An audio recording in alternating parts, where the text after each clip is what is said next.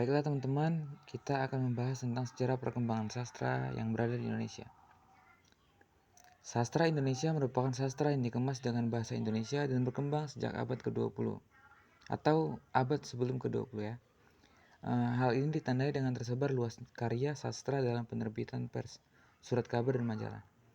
Baik buku yang diterbitkan oleh pihak swasta maupun pemerintah kolonial. Sastra Indonesia tumbuh dan berkembang dari budaya Indonesia yang beraneka ragam.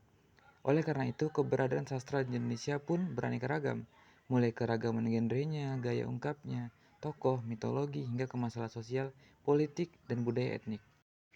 Periodisasi lama berkembang sebelum abad ke-20. Karya sastra pada masa ini berbentuk syair, gurindam, mantra, pantun, dan hikayat. Dunia sastra adalah dunia yang sangat dinamis. Perkembangan sastra dari waktu ke waktu selalu mengalami perubahan. Perubahan-perubahan itu terjadi karena karakter generasi-generasi yang juga berbeda. Nah, tentunya karena perbedaan karakter dari generasi-generasi menciptakan karya yang beragam pula. Dengan adanya perubahan itu, muncullah istilah yang disebut periodisasi sastra. Periodisasi sastra adalah metode atau jalan yang digunakan untuk memudahkan mengenal dan mempelajari sejarah dari perkembangan sastra di Indonesia sendiri.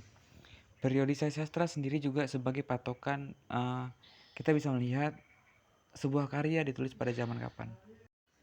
Yang pertama yaitu Angkatan Pujangga Lama. Angkatan Pujangga Lama merujuk kepada generasi sastrawan yang mengubah karya sebelum abad ke-20. Karya Angkatan Pujangga Lama dikenal sebagai sastra klasik yang lahir sebelum masa pergerakan nasional tumbuh.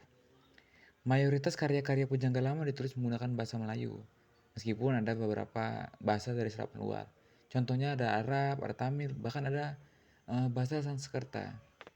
Contoh karya dari sastra Pujangga Lama sendiri adalah karyanya Abdullah bin Abdul Qadir Munsyi, Hamzah Pansuri, dan Raja Ali Haji dengan gurindamnya. Yang kedua ada Pujangga Baru. Pujangga Baru muncul sebagai reaksi atas banyaknya sensor yang dilakukan oleh Balai Pustaka terhadap karya tulis sastrawan pada masa tersebut, terutama karya sastra yang menyangkut rasa nasionalisme dan kesadaran kebangsaan. Karya-karya sastra Angkatan Pujangga Baru antara lain novel Layar Terkembang 1936 karya Sultan Takdir Aliyah Bana. Ada juga karyanya drama Sandiakala Ning Majapahit 1938 karya Sanusi Pane, novel Belenggu 1940 karyanya Armi Jipane. Angkatan 45. Yang ketiga ada Angkatan 45. Angkatan 45 disebut juga sebagai angkatannya Hairil Anwar. Kenapa? Karena Hairil Anwar dianggap sebagai pelopor terbentuknya Angkatan 45 ini. Angkatan 45 juga disebut sebagai Angkatan Kemerdekaan karena lahir pada masa perjuangan kemerdekaannya rakyat Indonesia. Pemberian nama Angkatan 45 adalah Rosihan Anwar. Karya yang lahir dari angkatan ini sangat berbeda dengan angkatan sebelumnya. Hal ini dikarenakan Angkatan 45 dilatari dengan penjajahan bangsa Jepang yang terkenal sangat keji. Angkatan 45 mempunyai ciri khas pada karya-karyanya. Ciri khas ini yang membedakan karya Angkatan 45 dengan angkatan sebelumnya. Salah satu ciri khas pada karya Angkatan 45 adalah bebas, individualitas, universalitas, realistis, dan futuristik. Contoh karya dari angkatan pada 45 sendiri yaitu Kerikil Tajam dan Yang Terampas dan Yang Luput 1949 karyanya Khairil Anwar. Yang kedua ada Duru Campur Debu karyanya Khairil Anwar juga yang tercipta tahun 1945. Yang ketiga ada Tiga Menguak Takdir tahun 1950 tentunya karya Khairil Anwar juga. Nah selanjutnya ada Angkatan 50. Angkatan 50 menjadi gambaran dunia sastra Indonesia setelah kemerdekaan. Indonesia mulai membangun pemerintahannya sendiri, lalu muncul berbagai partai politik dengan lembaga kebudayaannya masing-masing.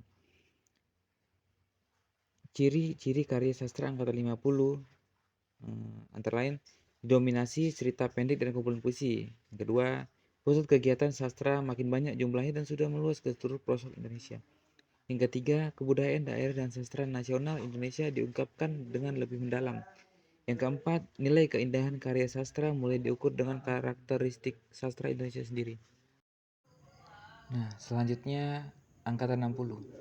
Lahirnya Angkatan 60 disebabkan oleh perlawanan terhadap penyelewengan pimpinan negara yang dilakukan demi kepentingan pribadi maupun golongan. Penyelewengan tersebut antara lain pelanggaran terhadap Pancasila sebagai dasar negara dengan memasukkan komunis sebagai sebuah nilai keindonesiaan yang tentu saja dianggap melanggar sila pertama. Puncaknya dalam bidang seni konfrontasi terjadi antara orang-orang lekra dan para seniman yang menandatangani manifest kebudayaan. Beberapa puisi pada tahun 60-an adalah sajak-sajak anak mati, 3 anak menari, tentang 3 burung gereja, kemudian senyap, disebabkan senja, 3 lilin kuncup, pada marmer meja, dan beberapa puisi lainnya.